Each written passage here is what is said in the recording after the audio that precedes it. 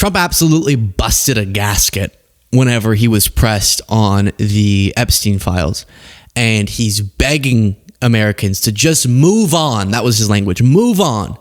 And I want to play this for you and then get into a bunch of updates. Every day it feels like we got to check in on what has been unearthed in the millions of Epstein files. So we'll get to that in a second. But first, Caitlin Collins got shouted at by Trump, and then he started getting annoyed that she didn't smile enough, which is so creepy and annoying. Yeah, what do you want? On the Epstein Files, you talked about Democrats who were in there. Elon Musk was also in there, and so was your Commerce Secretary Howard Lutnick and correspondence that he had with him. Did you read those new files that were published by the Department of Justice? I didn't. I have a lot of things I'm doing, a lot of things I'm doing. I don't know. You mentioned two names. I'm sure they're fine. Otherwise, it would have been major headlines. A lot of women who are survivors of Epstein's are unhappy with those redactions that came out. Some of them, entire witness interviews are totally blacked out. Do you think that they should be more transparent? The fact that they thought they released too much. I heard that, and you tell me something else. No, I think it's really time for the country to get onto something else. Really, now that nothing came out about me, other than there was a conspiracy against me, literally. Before he continues to blow up, we're going to do this one more time.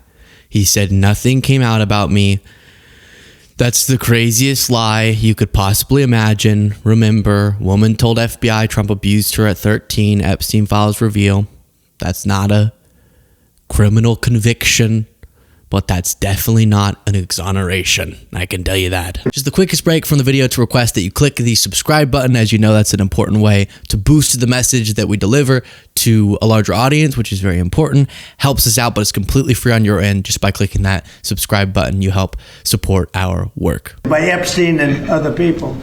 But I think it's time now for the country to maybe get onto something else. But what would you say to people who feel like they haven't gotten justice, Mr. President? Something that people care about. What did you say? Go ahead, CNN. What would you say to the survivors who feel like they haven't gotten justice? You are the worst reporter. No wonder CNN has no ratings because of people like you. She's a young woman. I don't think I've ever seen you smile. I've known you for 10 years. I don't think I've ever seen a smile on your face. I'm asking you about survivors. You know why? You know why you're not smiling? Because you know you're not telling the truth. And you're a very dishonest organization, and they should be ashamed of you. These are survivors. Now, again, in a million different ways, low character, concerning that he would blow up that much. Why would you ask? Why would you? I'm trying to find. There is a clip of as she's walking out, he gets upset again. Maybe she'll. Yeah, this is this. Thank you, press. Thank you, guys. Thank you, press. Thank you, press. Let's go, guys. Let's go. Thank you. Thank you. Let's go. Thank you, press. She never smiles. Why on earth would she smile while she's asking you about victims of a child sex trafficker? Why would she be smiling while she's asking you about that? And we know the real reason why you're getting so upset, because you just want it, like you said, to go away. But as someone pointed out, and I think I have the clip, you tell us you want us to turn the page, so we do, and you're on that page too. And we turn the page, you're on that page too. So we don't really know what to do. Here's Caitlin Collins reporting on her interaction with Trump. Pretty interesting. President Trump is arguing it's time for the country to move on from the Epstein Files, despite his own campaign pledges to fully release them, and also declined to address the concerns that survivors of Jeffrey Epstein's abuse are raising following the latest release of files from the Justice Department. Instead of responding to those concerns, the president instead lashed out when I asked him about it inside the Oval Office today after he argued that the Epstein saga is a Democrat problem, not a Republican one. On the Epstein Files, you talked about Democrats who were in there. Elon Musk was also in there, and so was your Commerce. And then it goes on to show the split screen of the interaction that we already looked at. And then I'll play here. You're a very dishonest organization, and they should be ashamed of you. And joining me tonight is journalist and CNN contributor Kara Swisher. And Kara, I just wonder, beyond the attacks, what you made of how he was just shrugging off the concerns that survivors have here. Not me, it's the survivors who have raised this. Right, and he knows that he can't berate directly a survivor, but he wants to. Oh, he wants to. Whenever they go on TV and they say we need more transparency. They still haven't released the majority of the documents. Trump's still engaging in a cover-up. He can't berate them, but he wants to, because he only cares about how this is impacting him. So then he gets out that frustration at Caitlin Collins, which tells you a lot. John Lovett said, I know we're meant to be inured to it, but the president savaging Caitlin Collins and saying she doesn't smile and calls her a liar while asking about Epstein's victims, and he just goes on to other questions, and then whoever he calls on next pretends it didn't happen. A bunch of smiling politicians behind him, including Susan Collins, never stops being effing gross. It is extremely gross. You saw Kara Swisher there. She broke this down with Collins. Just wonder, beyond the attacks, what you made of how he was just shrugging off the concerns that survivors have here. Not me, it's the survivors who have raised this. Which is what you talked about, including possible survivors of Donald Trump, right? I mean, I think of all these people in these files, which is really disturbing. I think you really got under his skin because of that. And so he decided to take personal attacks on you, which were whatever, it was just ridiculous.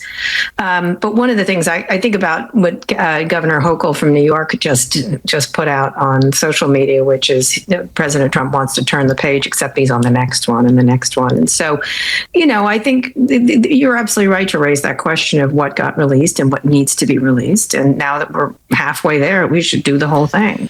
And what's scary here is Trump knows what he's doing. While some reporters like Caitlin Collins probably don't mind when he blows up like that, because then it does end up bringing a lot of attention to her show and stuff. So she actually gets more light. But eventually he's going to cut you off. He's not going to answer. He's not going to call on you as often. He might not even allow you in the press room. And a lot of reporters are going to go, I don't want that to happen to me. I don't want to get in his bad graces.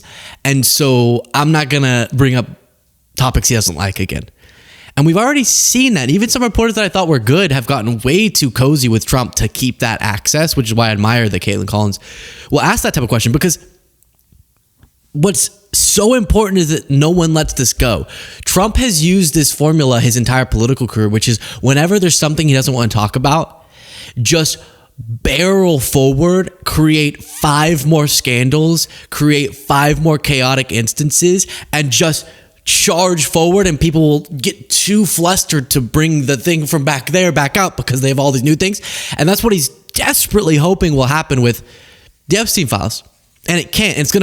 It's gonna necessitate reporters like Caitlin Collins continuing to bring it up. You have a super chat.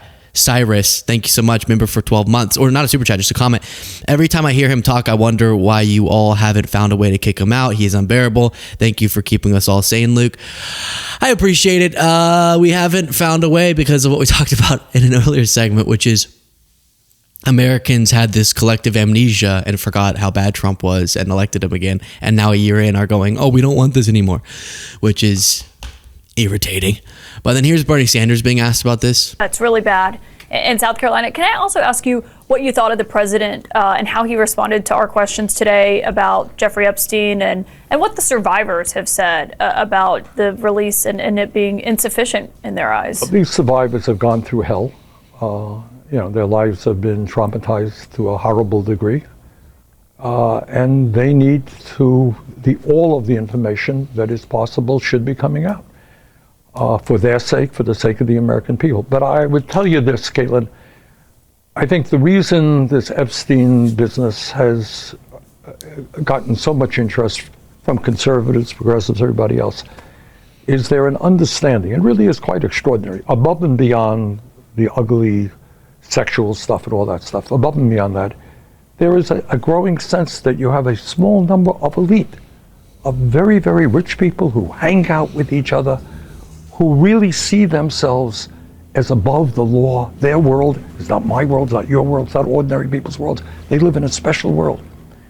And I worry that what you're seeing now in our country today is you got oligarchs with incredible money. They also live in a different world. And I think that is why the American people are responding. So it's an interesting point to say you have a two-pronged outrage here, which is one, the most important, which is demanding justice and transparency for the survivors, right? So that's the prevailing reason that this should continue to be focused on. The second part, which is sort of a sub point to that, in terms of what the takeaway from these revelations could be beyond how sinister and disgusting the people implicated are, is about the world that we live in. And it's not so much about creating our own version of like, there's a pedophile deep state that controls everything, but instead recognizing this is, in addition to the sexual crimes, is indicative of powerful people seeing themselves as above the law, and that they can get away with anything. And that plays a role here. It also plays a role in how they rig our system against the majority in favor of themselves. And that this really powerful, even the non-pedophiles, however many there are left of those, oligarchs, even they see themselves as in their own world, and the rest of the world should serve their little high up world. And they shouldn't be similarly subjected to and responsible for the society that we all live in. And I think that that actually is one of the part that resonates so much with the disgusting revelations out of this, which is, wow, look at just how untouchable the rich and powerful see themselves as. And that plays a role in a lot of other ways as well that people should similarly focus on. Now, as Trump is saying, we just need to move on from this. It would be a crazy time to move on from it when we're getting one bombshell after another. One email where they redacted the person who emailed it to Jeffrey Epstein says, new Brazilian just arrived, sexy and cute. And then there's an equal sign, 9YO. Now, it does look like, based on a community note, that since we've been seeing in these files a lot of equal signs that go where it looks like a letter was supposed to be, that is an export error, and that in some of the documents it says 19-year-old. Still, but obviously wouldn't be against the law. But that's where this confusion. So I did want to address this one because for understandable reasons it's been going mega viral. But the community note at least says the equal sign in the email is the result of an export error. The email shown in the screenshot appears 4 times in the Epstein files. In 3 exports it says 19-year-old, and this one says equal signs 9YO. But what a part of the reason this has gone so viral is none of us can understand where they're choosing to redact and where they're not. Why does this person's name get to be redacted when they're talking about a new Brazilian arriving? That's insane. Jake Tapper said, how can anyone in the DOJ say there's no legit investigative leads? And then attaches to that one, has this been investigated? Why is the sender's name redacted? And even a lot of examples of that, even when the number isn't wrong. But right-wing influencer Batcha says, guys, we're done.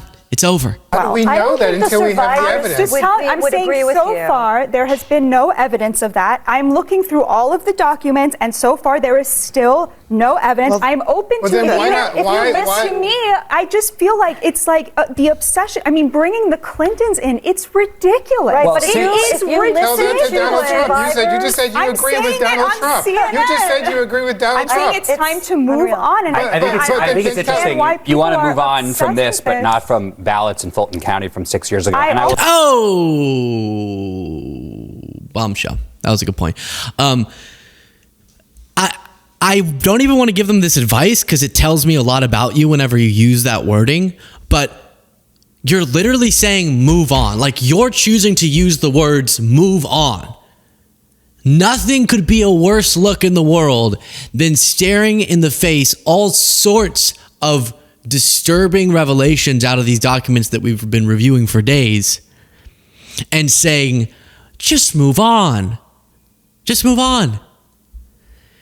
Especially as this is finally forcing a lot of people to publicly address why they had a relationship. Even if you believe they didn't commit a crime themselves, why they continued a relationship with a guy, which should be societally stigmatized for the health of our society, who already years before all of these relationships were continued, was convicted of child sex crimes. 2008, he made that plea deal. And all these people kept associating with him. So if nothing else, we should get out of this a newfound judgment and opposition to people looking past the pasts of people like how they did with Epstein. That is a case of stigma, a revulsion by our full population to figures who say, you did something like that and you already admitted that in court. I'm going to look past it because I think you can help me with my taxes. Even for the people who didn't do worse crimes, which some of them did. So there has been something productive that's already come out of this, which is you're having to... Melinda Gates says, I think my husband needs to address some of the references to him. Trump's obviously being asked about it, but not actually saying anything honest. Elon Musk is having to explain why he told us all that he never wanted to go to the island, but then there's an email of him saying, please let me come to the island for the wildest party. You have others that we'll look at, but here was a while ago, Bill Gates speaking to this, and I'll show you he just had to address it again. It was reported that you continue to meet with him over several years, and that, in other words, a number of meetings. What did you do when you found out about his background? Well, I've said I regretted having those dinners, and there's absolutely nothing new on that. Is there a lesson for you, for anyone else looking at this? Well, he's dead, so in general. And that's where that soundbite comes from. You always have to be careful, and I'm very proud of what we've done in philanthropy. Very proud of the work of the foundation. So, if I was sitting in my house and I had done a lot of business with someone, went to a lot of dinners with them, my wife was already telling me, as Melinda Gates, now they're divorced, but at the time that she was saying she was uncomfortable with Bill Gates' relationship with Epstein. But I was going, I don't know, 2008, I can't even imagine placing myself in that situation. But okay, I look past all of it, but I'm going, and then it breaks on the news that he's this horrific sex trafficker. And I somehow didn't know that at the very least, I'm going to have a very thought out explanation if I ever get asked about him. It's so weird how Peter Thiel, Gates, Trump, others all act like they've never thought of explaining their relationship. There, he's like, so I regret it. Well, what's the lesson you could take away from this? Oh, I don't know. Maybe I'll make sure not to associate with pedophiles in the future. Would be one lesson. And his lesson is, well, he's dead, so you have to be careful. The freak does that mean? What does that even mean?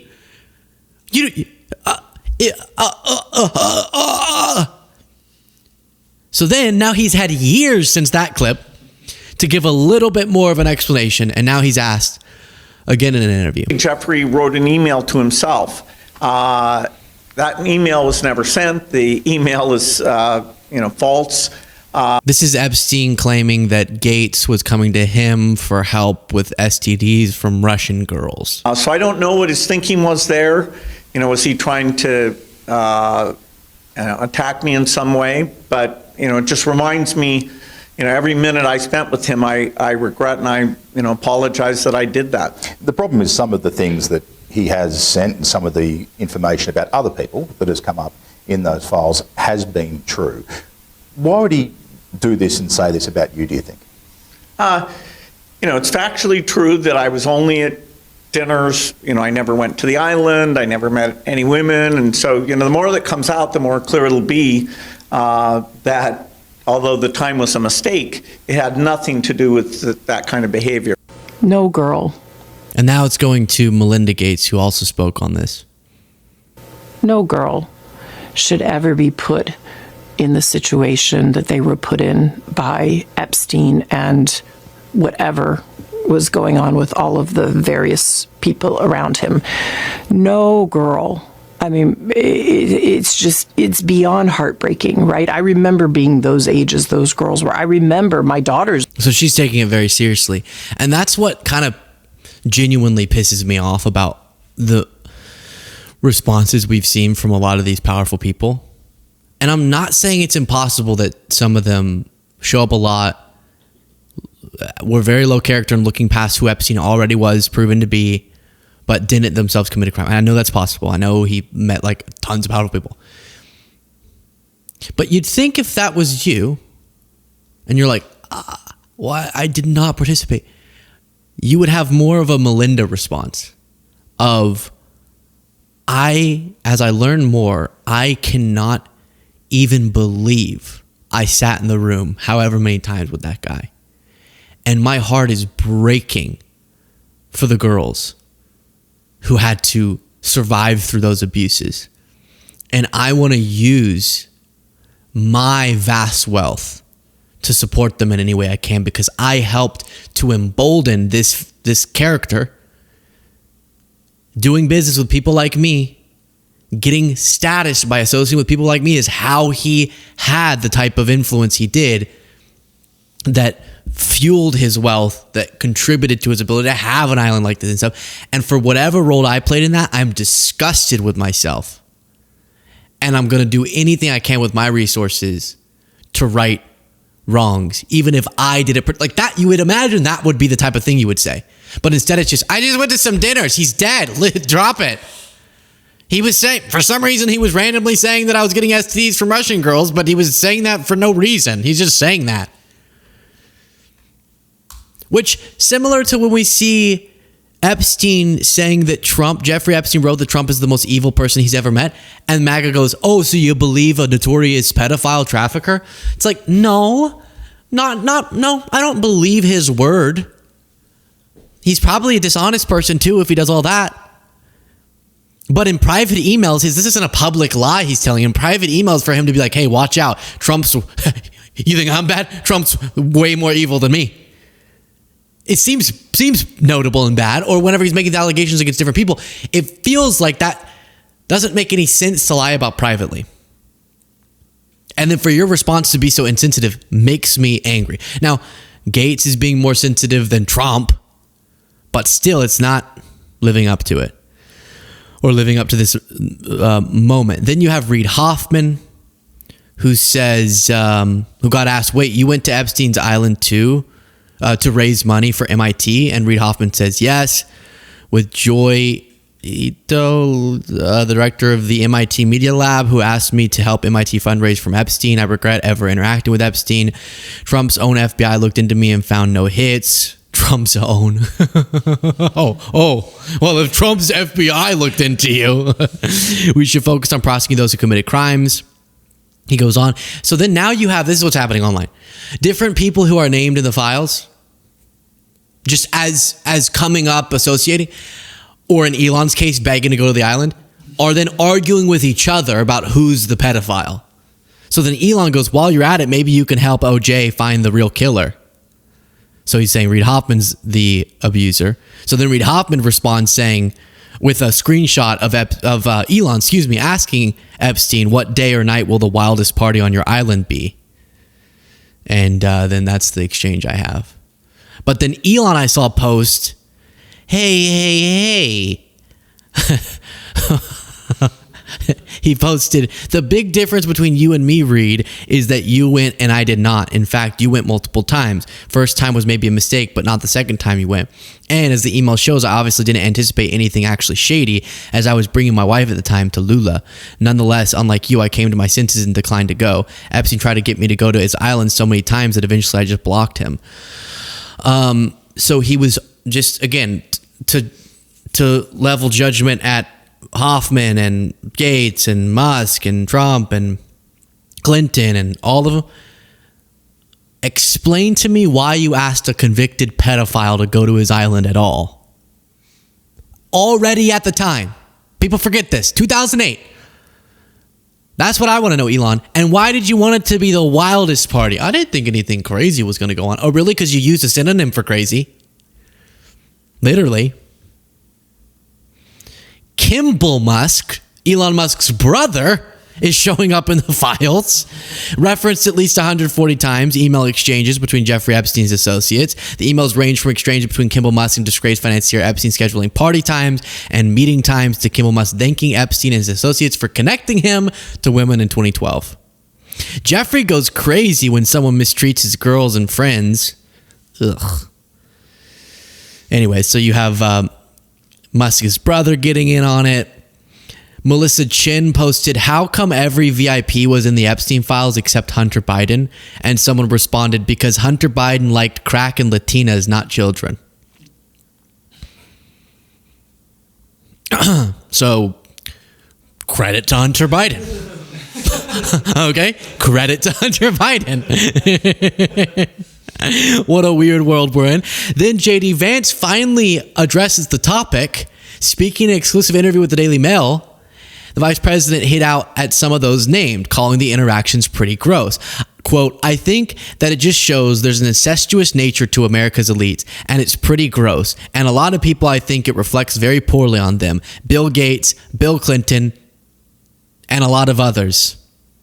But President Trump is very much outside of that social circle. He knows a lot of these people. He certainly has similar wealth and power, but he never really was friendly with Epstein in a way that a lot of these other people were. So you're lying. You're a liar. Why do you lie like that? You know, what this proves is like there was such a close relationship between the elites and Epstein. But good news, Trump was completely outside of that social circle. Really? Because people are running analyses of like how Trump is named in the Epstein files more than like Jesus is in the Bible. I don't know if that's true, but it's like crazy what we're talking about. If there was a social circle with Epstein, Trump was it was his social circle. What a ridiculous way to go. No, it's pretty disturbing, man. American elites, these powerful billionaires, presidents, former presidents were associating with him. Wait, you're talking about Trump? No. So in his case, he just is accused of rape a bunch of times, and he was best friends with the rapist well after it was clear that he was abusing kids. But in his case, it was more of like a accident. 1,700 times. Slow accident. Now, if you're annoyed in this moment about the Super Bowl, if you're thinking, all right, talk about the Super Bowl halftime show, which Bad Bunny's performing at, and you want an alternative because you don't like that someone who speaks Spanish is at the Super Bowl. We need Americans. He's from Puerto Rico. As some in MAGA are saying, TPUSA is putting on their own alternative Super Bowl halftime performance. And see, this is where pyro is appropriate. I just want to give a little bit of advice. This, appropriate. A halftime show, appropriate. A memorial, less so. So I just wanted to provide that advice. But one of the people performing is Kid Rock. Of course, they love MAGA King. So if you want to, just so you know, in a similar theme, here's a lyric from one of his songs. Young ladies, I like them underage. See, some say that's statutory, but I say it's mandatory.